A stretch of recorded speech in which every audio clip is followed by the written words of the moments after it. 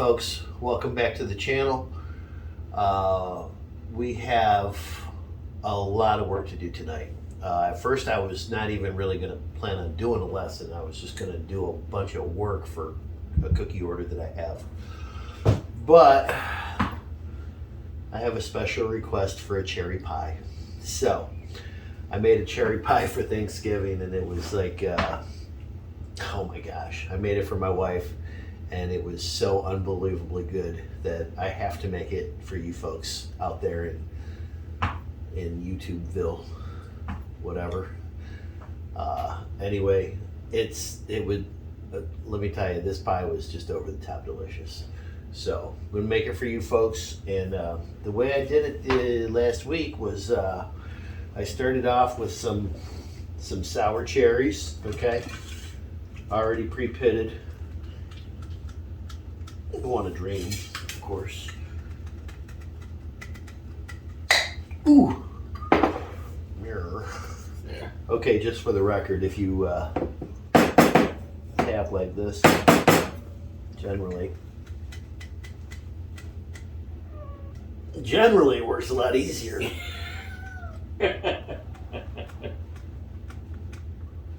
Oh man, what did they do? I'm getting old. I think they sealed it with kryptonite. It's like, I think I'm getting old. I don't know. There was a time when I could have just done that no problem. Yeah. Anyway, all right. So this might not be enough. Here, let me. Okay, try this again. Yeah.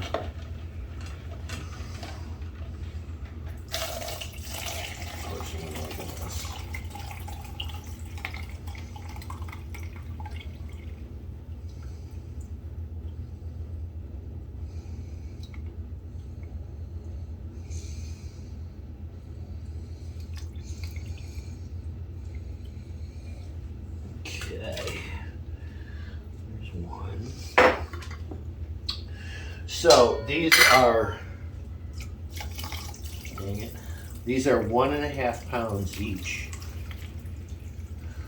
Okay, so I got 3 pounds of cherries here.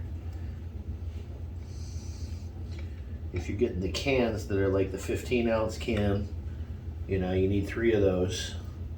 This is 1.5 pounds, so you only need 2. Okay. I like to make a nice full pie, so that's why I use this much. Look at all that juice. We'll save that.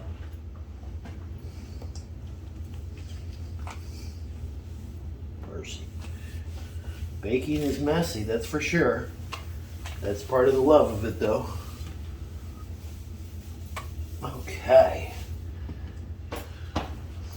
Okay, so if we have 3 pounds of cherries, that means that we need a 1/2 cup of sugar for every pound that we have. So that means that we need 1.5 cups granulated sugar.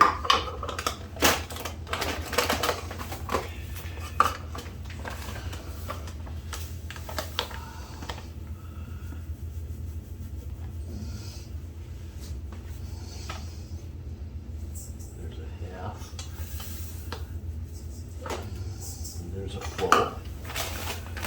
Okay. And then for every pound, we're going to want to use 1 tablespoon of quick acting tapioca granules. Okay. There's 1. Here's 2. And there's 3. Okay.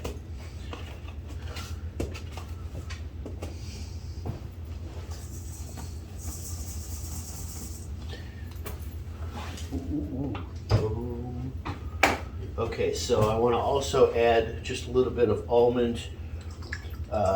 This is almond emulsion. You could use almond extract as well. Actually, let me wait until the sugar is dissolved into the cherries here.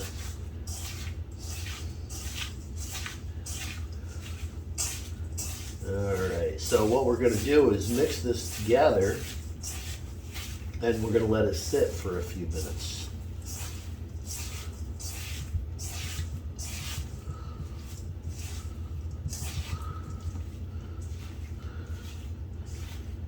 You wouldn't want to eat it right now. Now with all that tapioca, it's raw. That'd be like, woo. Yeah, a little while though. This is gonna be yummy. It's gonna soften all up. The tapioca. Okay, I'm using tapioca instead of cornstarch. Okay. So that's the purpose of the tapioca. Okay, so now the sugar is basically, most of the sugar is dissolved into the cherry, the juice. Okay, so you'll see that it's got a wet consistency now, as opposed to the dry consistency that I had a few minutes ago. So now I'm going to add my emulsion, because now it will mix right in nice. And I'm just going to use a capful. It's my typical amount. It's probably about 1.5 teaspoons, I would say. Would you use the same amount of the extract you did with the emulsion? Extract, I would use a little bit more. Okay. Yeah, emulsion is a little stronger than extract. Okay. But it's got a fuller flavor too. Okay. Oh my God. See what I mean? Oh. There, you just That caught heavenly it. scent. You just caught it. You don't get that with extract. That's, No, you that's the richness of the almond. Oh. Yeah. So, Okay, and then see now look, as it's sitting for just 2 more minutes, look how much more, liquidy it is. See how it's breaking, the cherries are breaking down the sugar. And then you can still see the pieces of, see all those little white spots, those are all granules of the tapioca. Okay. That's what that is. So, all right, so let's just let this sit for a minute. All right, so I've got this pie shell here. This is a 10-inch deep. Okay. And I gotta admit, I'm a cheater. So okay. I'm not gonna judge. we have a pie shell right here, all ready to be twisted open. I cannot get over how good that smells. I know. That just changed everything, didn't it? Oh, I want a potpourri scent like that. Yeah. I bet a tiny little bit of clove would be good with that too. Maybe. Yeah, I don't want to try it on my wife's pie though. She'd No. kick my butt if it wasn't good. Yeah. Yeah, no, we'll wait on that. Get a We'll bunch try of that another time. We get a bunch of angry looks from our wives. Yeah, we don't want that. No. What the heck is this? What? You use clove? Oh God. This has got to sit. Still too Yeah, cold. it's well, yeah. I didn't let it sit long enough. Oops. There we go. I'll just have to repair that.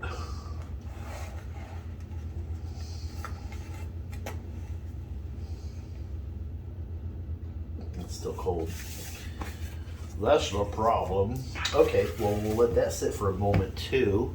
And in the meantime, I guess I can talk about the crumb topping that we're going to use. Yeah, I'll tell you what I did. It's basically even parts flour and sugar, and then chopped up butter pieces. Okay, what I did was I started with I think it was 2 cups of flour and 2 cups of granulated sugar.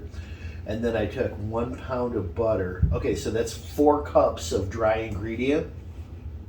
And then I took 1 pound, all 4 sticks, cut them up.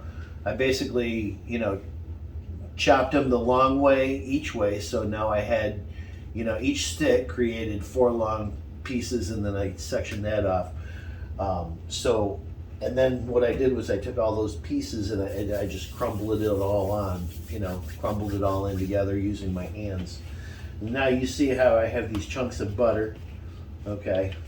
Now this is the leftover from what I do, 2 pies? No, 3 crumb pies. I think I used 4 cups of sugar, 4 cups of flour, and 2 pounds of butter. That's a lot. Yeah. So, you folks at home, I would highly recommend that you only did half a pound of butter. Okay, that's 2 sticks, 1 cup flour, 1 cup sugar. Okay. If it feels a little, gritty or dry, you can always add a little bit more butter. If it doesn't look sweet enough, add a little more sugar. If it feels too greasy and sugary, add a little more flour. Okay, I mean, this is a touchy-feely type of thing, and you're crumbling it all together, so you're touching it and you're feeling it, so it's up to you to make it the way you want it. But that's the way I do it. Okay, so I start with the basics, what I figure, and then I might add a little bit more sugar or a little more flour here or there, maybe a little bit more butter. But that's the general recipe: 1 to 1 to 2 sticks. 1 cup sugar, granulated, 1 cup flour, and then 2 sticks of butter. So on that, we're all ready to go with that. So that'll make things real simple and quick and easy. Let's give this another stir. Look at that. Look at how much liquidy it is. Oh, wow. See that? See, now it's getting a little syrupy. See that? Oh yeah, that's what I'm talking about. Look at that. Nice. All right. So, really, it's kind of time to turn the oven on. Basically, once I get that shell rolled out, this is going to go in. This is going to go on top. The oven needs to bake at, I'm going to set the oven for 310, so it's a hot oven. Okay. For me, typically speaking at home, you want to bake a pie at about 400 degrees. Mm-hmm. That's how you get a nice crisp shell. Okay, 400 degrees. One thing that I do, the telltale for baking a pie is when the syrup starts to bubble out. Okay, basically like with an apple pie or a cherry pie, some of the filling should be bubbling up and out. Once that happens, that's when you know that it's really good and done, good and ready. So with this tapioca here, you're definitely going to want to make sure that it's definitely done. There's nothing worse than having a not done tapioca pie. So, but like I said, that one I made last week for Thanksgiving, oh my gosh, it was fantastic. So that's just going to be easy to duplicate. So here we be. All right. Been blabbing enough. Let's get back to this guy. Oh yeah. Just twist it a little bit. Just needed a couple minutes. Give it a little twist. Yeah. You just gotta let things rest sometimes, Yeah. So. And yeah, the heat from my hand goes a long way to wrestling it into place, so to speak. I'm just going to get the shape right now, and then I'll come back and I'll make sure that all gets patched nice. Let's come back here. Now I'm not going to worry about doing some fancy thing because it's just going to get covered up by the crumb. No need for that. I do want to make sure that this is nice and tight though, because God forbid you have the filling go underneath the shell and bake underneath. Oh gosh, you'd never be able to get it out of the pan. So that's the one thing that's why I'm saving this for last, this little section here. And I let it get nice and soft. See, there you go. Plus you don't want a thin spot elsewhere because then who knew, right? It could leak right in. Yeah, exactly. You don't want any cracks or faults. That's why, if it splits and you bring it back together, you're going to have a fault. You're best off bringing it a little further and then smushing it down, and really molding the two pieces together. That's what you got to do. Okay, so now what I'm doing is I'm using my fingertips to get down into the corner of the pie shell. Okay, just so that I don't have a big air pocket on the one side. Okay.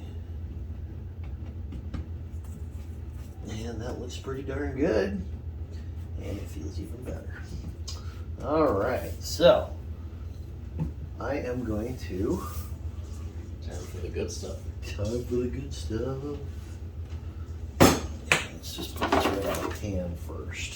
That way we don't have to wrestle with it. It's all heavy. Yeah. Yeah, I one time made a pie and didn't use the baking sheet. Mm-hmm. Oh boy. Oh, I bet that was it fun. was a nightmare to clean. Bet that was fun. My entire day was shot by the time it was done. I'm like, alright, I'm taking a nap. Uh-huh.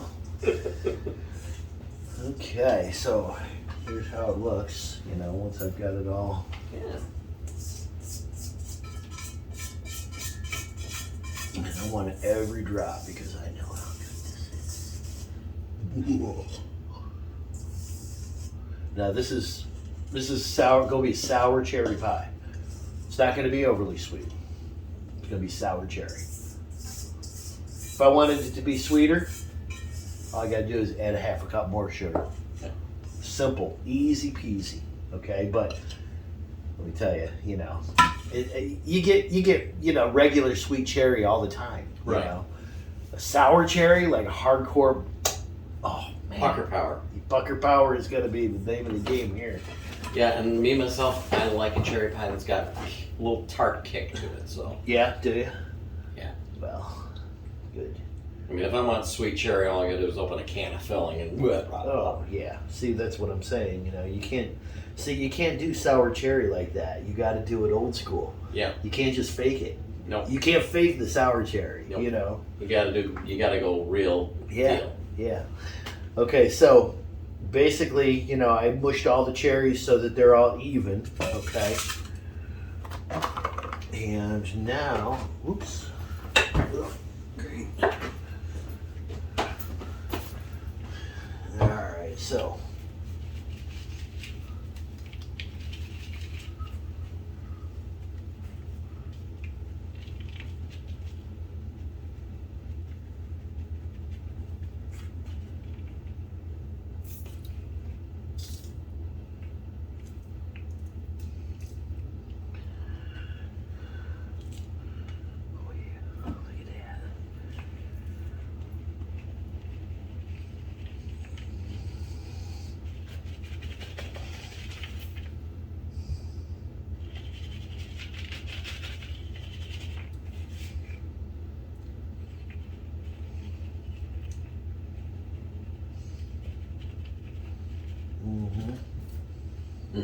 Yeah. Looking good. Looking good, Batman. Okay. Still got a little bit left over for next time. And now, what I want us to do is just to top it off with a little bit more butter.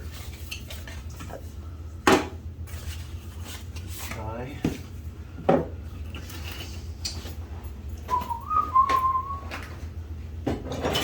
Oh yeah.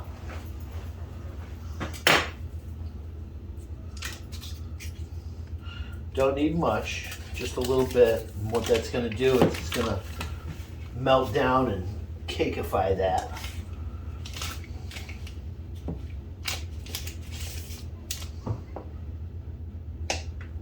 So once like that, once like that.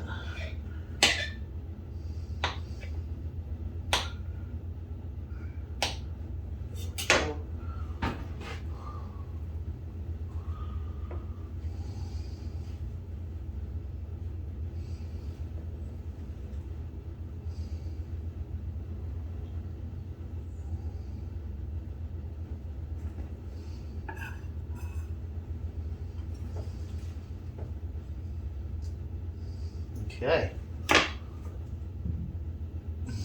we go. That's ready for the oven. So, we're going to turn the oven on. We're going to bake this.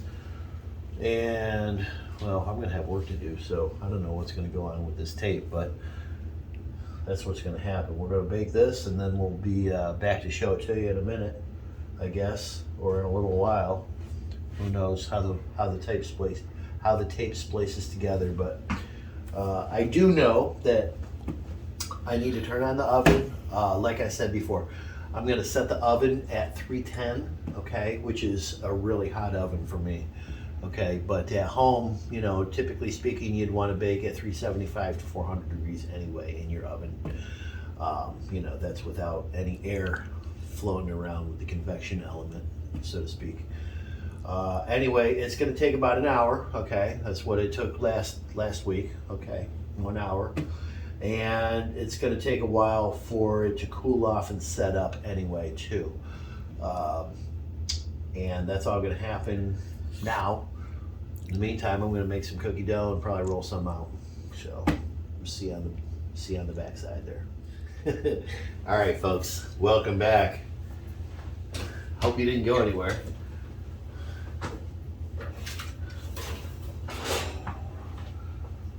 All right, I gotta tell you a secret. The oven's been off for a few minutes.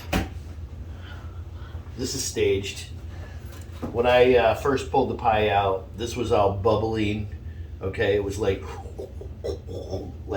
lava coming out of a volcano. Okay, and see, I have juice that burned. That's sugar.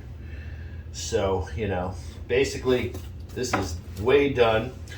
I did bake it for about an hour, okay. I did turn it. I turned it about, let it go more than halfway. Then I turned it around and, you know, baked it the rest of the way.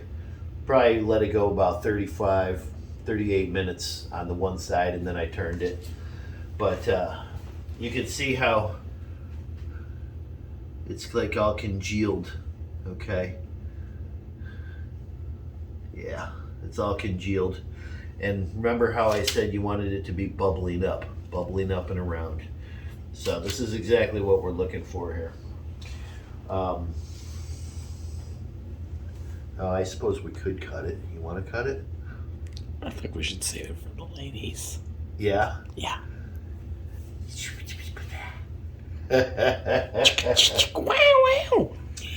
Well, yeah, the ladies do want to have first dibs on this one, so you folks are just going to have to... You're going to have to make it. You're going to have to make it yourself and maybe post a picture, I guess. I don't know. Yeah. You know, it is what it is. What can I say? The ladies aren't going to let us get away with trying this without. No. Yeah. Now, I do know that a bit of vanilla ice cream on the side, that would be a really good idea to have along with something like this. Elevate it. Yeah, it really would. I mean, some whipped cream would be good, but I'm telling you, a scoop of vanilla ice cream on the side would be over the top. Just saying.